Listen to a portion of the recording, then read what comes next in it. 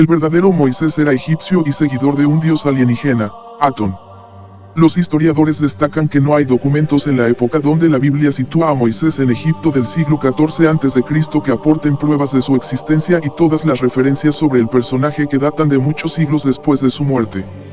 Algunas teorías han sostenido incluso que Moisés no era de origen hebreo, sino un príncipe del rey de Egipto que abandonó su tierra cuando las reformas monoteístas de Akenatón fueron rechazadas violentamente. No en vano, algunos de los elementos biográficos de Moisés proceden de leyendas clásicas anteriores a la tradición hebrea. Así, según la historia narrada por la Biblia, el nacimiento de Moisés coincidió con una orden del faraón para que todo varón hebreo recién nacido fuese ahogado en el Nilo. Una medida brutal que nunca se dio en la historia de Egipto, y menos en el periodo de Seti, un rey con fama de compasivo. El miedo a que los egipcios capturaran a Moisés llevó a la madre a esconder a su hijo en una cesta y enviarlo río abajo. La cesta con el bebé tuvo la suerte de llegar a la zona donde la hija del faraón se estaba bañando, la cual adoptó a Moisés como un miembro más de la realeza. Un episodio similar al que se dice que Sargón de Akdamit, un importante rey de Mesopotamia, sufrió en su infancia cuando su madre le arrojó al río en una cesta, o al mito griego de Edipo, el hijo del rey de Tebas que fue entregado por sus padres a un pastor para evitar la predicción del oráculo de que, cuando fuera adulto el vástago daría muerte a su progenitor. Un Moisés de sangre egipcia. Pero incluso hay quienes han llegado a cuestionar que Moisés fuera de origen hebreo. El primero en hacerlo fue Manetón, un historiador egipcio de procedencia griega, que ya en el siglo III a.C. defendió que el profeta no era judío sino un sacerdote egipcio próximo al poder y seguidor de las ideas monoteístas del faraón Akenatón. Según el relato de Manetón, durante una rebelión de 80.000 leprosos que trabajaban bajo duras condiciones en las canteras del este del Nilo, a finales del reinado de Amenhotep III, los enfermos nombraron como su caudillo al mencionado sacerdote, llamado Osarsef, y juraron obedecerle en todo. Lo primero que este hizo fue promulgar una ley en el sentido de que no debían adorar a más de un dios. El monoteísmo, un elemento fundamental de la religión judía, confluye con el intento en Egipto de imponer el culto a un único dios, Atón.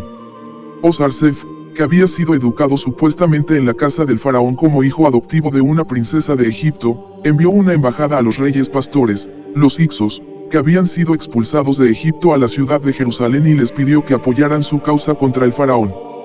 Cuando los solimitanos, habitantes de Jerusalén, se unieron a los leprosos, Osarsef cambió su nombre por Moisés y ayudó a los hebreos a conquistar las tierras de Siria. Unos acontecimientos históricos que explicarían la conquista de territorios que vivió el pueblo judío en ese periodo. También cabe mencionar como vínculo con la versión de Manetón que, según el texto bíblico, Moisés exhibía como un prodigio voluntario una mano con lepra como signo de identidad con los impuros. La historiografía que no considera a Moisés hebreo fue recogida a principios del siglo XX por el célebre Sigmund Freud, siempre atento a la fascinación del hombre por los mitos. En su libro, Moisés y la religión monoteísta, Freud comienza recordando que, Moses, significa, hijo, en egipcio para defender que el profeta hebreo pudo ser Tutmoses, hijo primogénito del faraón Amenhotep III, quien fue privado de reinar por algún presagio negativo. Pregunta, ¿cómo pudo haber sido que adquirió la lepra de joven?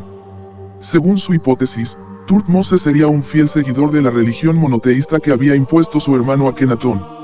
El violento rechazo del monoteísmo a la muerte del faraón provocó un éxodo poblacional encabezado por Tutmoses. Como gobernador de la provincia limítrofe de Gosén, donde se habían asentado tribus semíticas, Moses habría convencido al grupo de hebreos y a los últimos seguidores de Atón para que viajaran hacia una comunidad monoteísta ya establecida anteriormente en Canaán, también partidarios de Akenatón.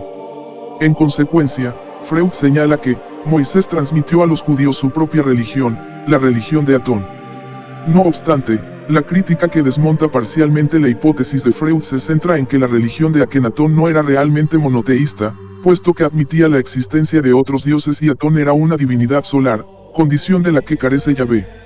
Muchos estudiosos de las culturas antiguas afirman rotundamente que en algún momento de la historia este supuesto dios Atón, se le presentó y le reveló la auténtica verdad, cosa que hizo que el faraón eliminara de su pueblo los antiguos dioses para comenzar la supuesta religión monoteísta.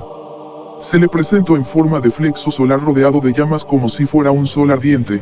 Pregunta, ¿os suena de algo esta descripción? No es la típica descripción de un ovni por alguien que no entiende de tecnología moderna. como siempre decimos en Un surco en la sombra, que cada uno tome sus propias conclusiones. La tradición bíblica, sin embargo, emplaza la existencia de Moisés y del éxodo al reinado de Ramsés II, el antagonista en la película de Éxodes, Dioses y Reyes. Así, las tribus semitas de carácter nómada se desplazaron a Egipto, donde fueron esclavizadas pocos siglos antes del periodo del faraón Ramsés II, interpretado en la producción por Joel Ayrton, quien utilizó a los hebreos para levantar la ciudad de Ramsés. Hacia el 1250 a.C. Según las fechas que permiten vislumbrar las escrituras sagradas, el faraón habría liberado a este grupo de población. No en vano, ni Ramsés, que vivió casi 100 años, ni su sucesor Merembeseta, también considerado el faraón del Éxodo, murieron de forma violenta y mucho menos ahogados en el Mar Rojo. La expulsión de los Hicsos, el Éxodo. Si bien es complicado encontrar un personaje histórico que cumpla con las características del Moisés bíblico, sí es más sencillo hallar un proceso parecido al Éxodo, pero que no tuvo lugar en el reinado de Ramsés II ni en el de Merembeseta.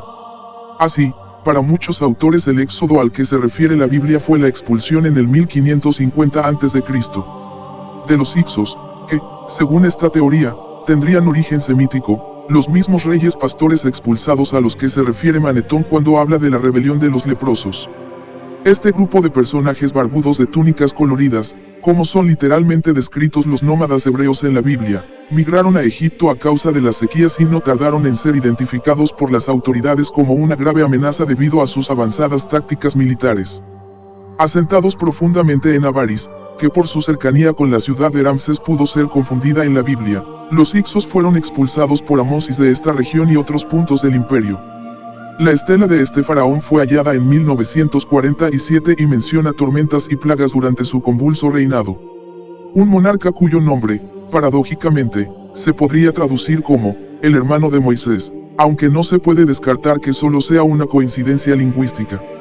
Durante su enfrentamiento contra los Hicsos, Amosis luchó contra los semitas que estaban asentados en Egipto, los cuales se consideraban cautivos, y los persiguió hasta los confines del imperio. Tras la expulsión de los Hicsos, Amosis reinaría otros 25 años más hasta 1526 a.C., siendo sucedido por su hijo Amenofis. Así y todo, tampoco esta teoría cuenta con el respaldo general de la comunidad de historiadores, donde muchos niegan el origen semítico de los Hicsos y siguen considerando un enigma su procedencia.